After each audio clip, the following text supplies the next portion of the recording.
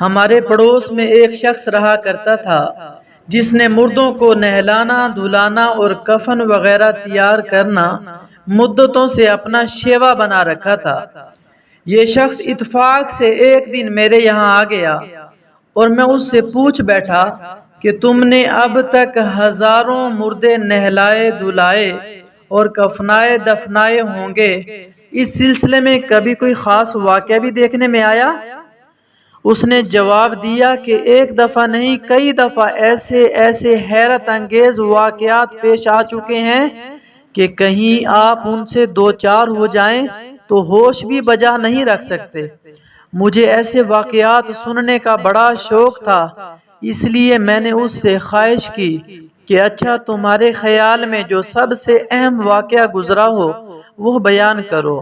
چنانچہ وہ کہنے لگا، ایک مرتبہ دن کا وقت تھا اور پانی برس کے صاف ہوا ہی تھا کہ ایک گندمی رنگ کا قبول صورت نوجوان سفید براق سے کپڑے پہنے ہوئے میرے پاس آیا اور کہنے لگا کہ ہمارے یہاں ایک جنازہ ہے، ذرا اسے چل کر نہلا دو۔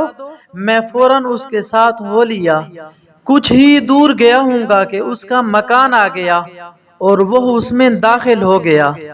میں باہر کھڑا سوچ رہا تھا کہ شاید وہ پردہ وغیرہ کرا رہا ہوگا اور اب ان قریب آواز دے کر بلا لے گا، مگر امید کے برخلاف تھوڑی ہی دیر کے بعد بجائے ایک نوجوان عورت روتی ہوئی دروازے پر آئی اور آڑ میں کھڑی ہو کر پوچھنے لگی، کیا تم ہی نہلانے کے لیے آئے ہو؟ میں منتظر تو تھا ہی، فوراً بول اٹھا، ہاں۔ بہرحال وہ مجھے اندر بلا لے گئی۔ اب آپ سے کیا کہوں کہ میں نے وہاں جا کر کیا دیکھا؟ میں نے دیکھا کہ جو شخص مجھے بلا کر لایا تھا وہی خود سکرات کے عالم میں پڑا ہوا ایڑیاں رگڑ رہا ہے اور کفن وغیرہ سب سلا سلایا اور خوشبوؤں سے معطر اس کے سرہانے رکھا ہوا ہے۔ یہ منظر دیکھتے ہی گویا میرے پاؤں کے نیچے سے زمین نکل گئی۔ میں ابھی اچھی طرح اپنے ہوش و حواس ٹھکانے بھی نہیں کر پایا تھا کہ اس نے میرے سامنے دو تین ہچکیاں لی، آنکھیں الٹی پلٹی اور اس دنیا سے اللہ اللہ کرتا ہوا رخصت ہو گیا۔ میں حیرت میں ڈوبا ہوا تو ضرور تھا، مگر جان گیا تھا کہ یہ شخص خدا کا کوئی پاک بندہ ہے اور اس کو اپنی موت کا پہلے سے علم ہو گیا تھا۔ خلاصہ یہ کہ لرزتے ہوئے ہاتھوں اور کپ کپاتے ہوئے دل کے ساتھ اٹھا اور جنازے کی شکل میں سب کام ٹھیک کر دیے۔ اس کے بعد یہ لڑکی جو متوفی کی بہن تھی جنازے کے قریب آئی اور چادر سے منہ کھول کر بوسہ لیتے ہوئے کہنے لگی، جاؤ بھائی فی امان اللہ، میں بہت جلد تمہارے پاس آ رہی ہوں۔ یہ کہہ کر وہ میری طرف متوجہ ہوئی اور بہت ہی میٹھے لفظوں میں شکریہ ادا کرتے ہوئے بولی، اگر آپ کی اہلیہ بھی اس کام سے واقف ہوں تو ذرا ان کو میرے پاس بھیج دیجیے گا۔ اس کے جملے اس قدر خوف اور اثر میں ڈوبے ہوئے تھے، میرا دل ایک دم سن سا ہو گیا، خاص کر یہ محسوس کر کے کہ شاید بھائی کی طرح اسے بھی اپنی موت کا پہلے ہی سے معلوم ہو گیا ہے۔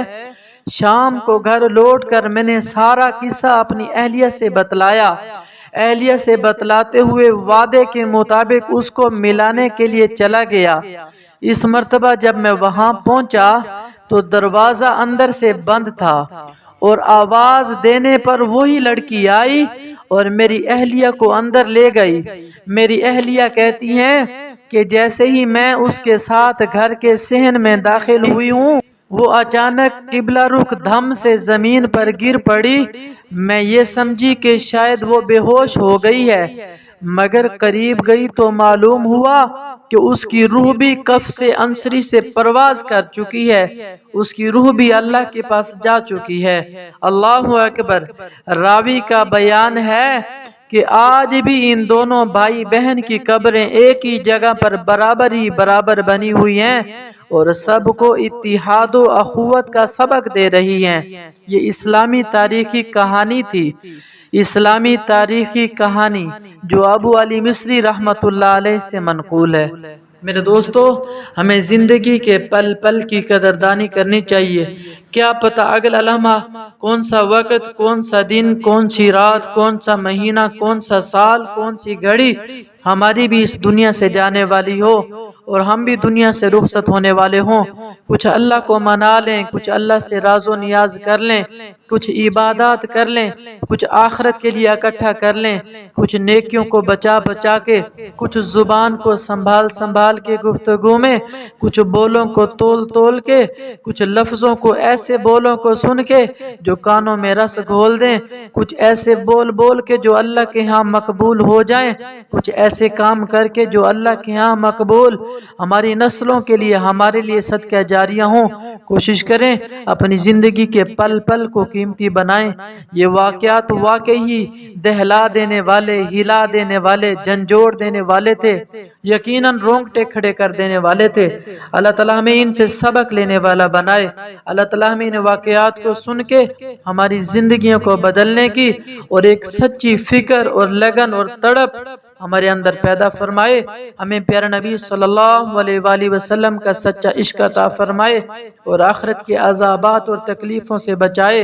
قبر کو ہمارے لیے اللہ تعالیٰ جنت کا باغ بنائے اور آخرت کی ساری منازل ہمارے لیے آسان فرمائے۔ آپ سب سے عرض ہے، اگر آپ چاہتے ہیں مزید ایسے واقعات آپ کو ملتے رہیں، ہمارے چینل کو ضرور سبسکرائب کریں۔ السلام علیکم ورحمۃ اللہ وبرکاتہ۔